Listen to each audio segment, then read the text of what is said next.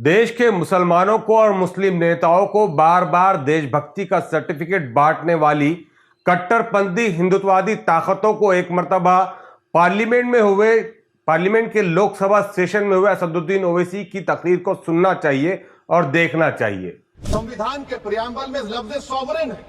Sovereign का मतलब यह है कि हम खुद मुख्तार हैं, हम हाकिम आला हैं, हम अपने मुल्क के मुकद्दर का फैसला करेंगे। एक गोरा व्हाइट हाउस में बैठकर भारत की सीज फायर का ऐलान करेगा। जब हम पानी नहीं दे रहे हैं, 80% पानी पाकिस्तान का हम रोक रहे हैं, ये कहकर के पानी और खून नहीं बहेगा, आप क्रिकेट मैच खेलेंगे। मैडम, मेरा जमीर तो गवारा नहीं करता कि मैं उस मैच को देखूंगा जिससे हमारे स्ट्रेटेजिक रिलेशनशिप, इसको अपना दोस्त कहते हैं, उस देश का प्रेसिडेंट उस शख्स को बुलाकर खाना खिलाता है अपने साथ जिसके भाषण से हमारे लोग मारे गए। उस तकरीर में असदुद्दीन ओवैसी ने सबसे पहले खड़े होकर लोकसभा में उन 26 शहीदों को खिराज अकीदत यानी श्रद्धांजलि पेश की जो पहलगाम हमले में शहीद हुए थे। उसके बाद असदुद्दीन ओवैसी ने अपनी 10 मिनट की तकरीर में हमारे अपने सिस्टम के साथ साथ पाकिस्तान और अमेरिका के साथ होने वाले तमाम तर वाक़यात को पे दर पे खोलने की कामयाब तरीन कोशिश की है। चेयरमैन साहिबा, मैं शुरुआत में अपनी तरफ से ताज़ियत पेश करना चाहूँगा उन 26 लोगों को जिनका नाम पूछकर और मुसलमान नहीं होने के नाते पर उनको गोली मारकर कत्ल कर दिया गया। पहलगाम हमले के दिन से ही असदुद्दीन ओवैसी पूरी बेबाकी के साथ पाकिस्तान के नापाक इरादों को दुनिया के सामने उजागर करते रहे थे। हिंदुस्तान ही नहीं बल्कि दूसरे कई देशों के हर प्लेटफॉर्म पर पाकिस्तान की दहशतगर्दाना कार्रवाइयों को दुनिया के सामने पेश करने में वो सबसे आगे नजर आए। लेकिन आज जब उन्हें भारतीय पार्लियामेंट में बोलने का मौका मिला तो उन्होंने मोदी सरकार को भी आईना बता दिया।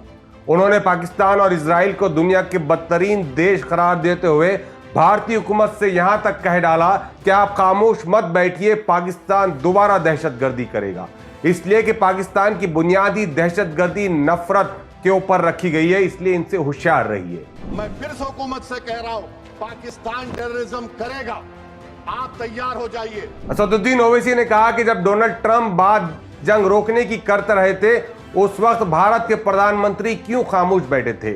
उन्होंने भारत पाकिस्तान मैच पर भी ऑब्जेक्शन जताते हुए कहा कि क्या हम अपने शहीदों के खानदान वालों से कहेंगे कि वो एक दहशतगर्द देश का मैच देखे। जब हम पानी नहीं दे रहे हैं, 80% पानी पाकिस्तान का हम रोक रहे हैं, ये कहकर के पानी और खून नहीं बहेगा, आप क्रिकेट मैच खेलेंगे। मैडम, मेरा जमीर तो गवारा नहीं करता कि मैं उस मैच को देखूंगा।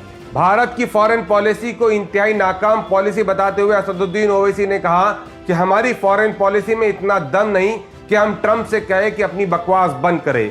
उन्होंने इसके लिए सीधे तौर पर भारतीय हुकूमत को जिम्मेदार ठहराया।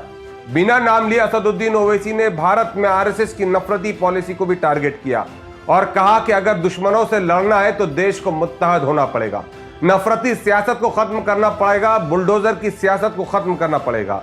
उन्होंने बीजेपी से अपील की कि कम से कम हम अपनी फॉरेन पॉलिसी के मामले में सियासत ना करें, ये हमारे और मुल्क के लिए इंतहाई खतरनाक साबित होगा। और अगर हमको इन ताकतों को कमजोर करना है तो देश में इत्तेहाद और इत्तेफाक को बरकरार रखना पड़ेगा। अगर हम बुलडोजर के जरिए या फिर लिसानी जबर के जरिए या मजहबी फिरका परस्ती के जरिए अक़लियतों को निशाना बनाएंगे तो हम खुदा ना खास्ता उन पड़ोसी मुल्क के दहशतगर्द तंजीमों को कहीं कामयाब ना हो जाए। असदुद्दीन ओवैसी की तकरीर पूरे भारत में तेजी से वायरल हो रही है। इसी के साथ असद ओवैसी ने यह साबित कर दिया कि जब भी भारत की एकता और अखंडता और वजूद की बात आएगी तो वो सफ़े अव्वल में नजर आएंगे।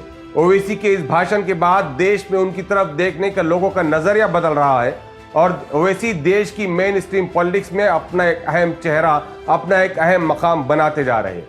ओवैसी की इस तकरीर को खासतौर से कट्टरपंथियों को देखने की जरूरत है जो आए दिन मुसलमानों से और मुस्लिम नेताओं से पाकिस्तान चले जाने की बात करते हैं तो कभी देशभक्ति का सर्टिफिकेट बांटते नजर आते हैं। पिछले रोज पार्लियामेंट में हुई तकरीर के बाद असदुद्दीन ओवैसी ने पूरे हिंदुस्तान के मुसलमानों की नुमाइंदगी करते हुए ये साबित कर दिया कि भारत के मुसलमान की नजर में पाकिस्तान की अपनी कोई अहमियत नहीं है, बल्कि वो इसे एक दहशतगर्द स्टेट के तौर पर समझते हैं और मानते हैं। साथ ही असदुद्दीन ओवैसी ने मोदी सरकार से साफ तौर से कह दिया कि भारत की अपनी एक सेल्फ रेस्पेक्ट है और इस सेल्फ रेस्पेक्ट को मेंटेन करने की जिम्मेदारी भारतीय सरकार की होती है।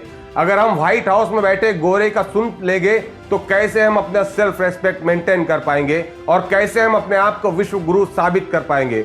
तो एक ऐसा भाषण जो पिछले 24 घंटों में लाखों करोड़ों की तादाद में पूरे भारतवासियों ने न सिर्फ देखा, बल्कि अगर सोशल मीडिया पर आप इसके रिव्यू देखेंगे तो एक बड़ी तादाद में बहुत सारे गैर मुस्लिम हजरात जो है तो असदुद्दीन ओवैसी को शायद एक अलग तरीके से देखते थे। उनके जहन और दिमाग में एक अलग परसेप्शन था। इस तकरीर के बाद उस परसेप्शन को बदलने में एक अहम मदद मिली है और हो सकता है कि असदुद्दीन ओवैसी आने वाले वक्त में मेन स्ट्रीम पॉलिटिक्स का एक अहम चेहरा बनकर उभरे। तो यह था लोकसभा सेशन से मुतालिक एक अहम अपडेट। ऐसे और अपडेट्स के साथ आपसे मुलाकात होगी।